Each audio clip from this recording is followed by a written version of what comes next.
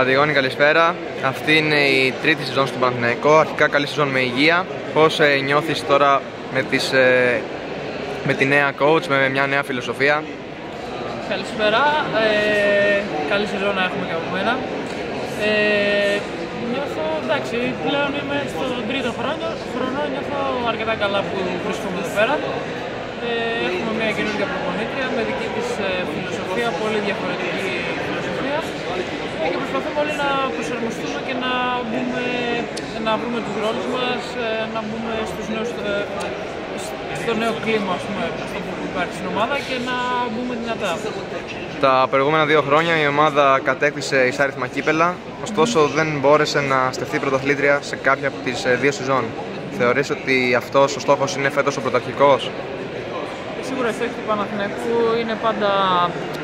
είναι κάθε χρόνο οι ίδιοι, και το πρωτάθλημα και το κύπελο είναι οι στόχοι μας. Τα προηγούμενα χρόνια εντάξει, κρίθηκαν οι τελικές στις λεπτομέρειες. Φέτος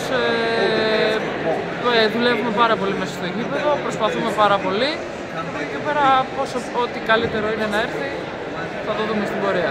Θα σε ρωτήσω κάτι που ρώτησα και την Διονυσία την Αλεξανδρή πιο πριν, και έχει να κάνει με το γεγονός ότι πλέον και εσύ και η Διονυσία είστε από τις παλιές, αν μπορούμε να πούμε έτσι, στην ομάδα.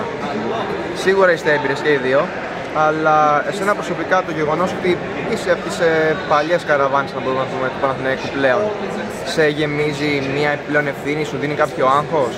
Πώς το αντιμετωπίζεις? Εντάξει, δεν θα έλεγα ότι μου δημιουργεί κάποιο άγχος. Εγώ προσωπικά νιώθω κάθε χρόνο πιο καλά, νιώθω σαν στο σπίτι μου εδώ πέρα. Οπότε αυτό προσπαθούμε να βάλουμε στο κλίμα, επειδή έχουμε και πιο μικρές σε ηλικία αθλήτες. Προσπαθούμε να γίνουμε όλοι ένα ενιαίο σύνολο, μια ομάδα, για να μπορέσουμε να πετύχουμε τους στόχους μας.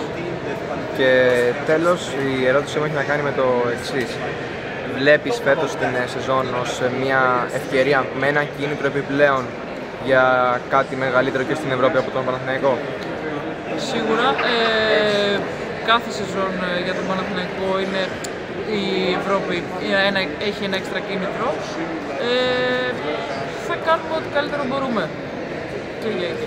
Ωραία. Ευχαριστώ πολύ. Καλή σεζόν με υγεία. Ευχαριστώ πολύ και εγώ.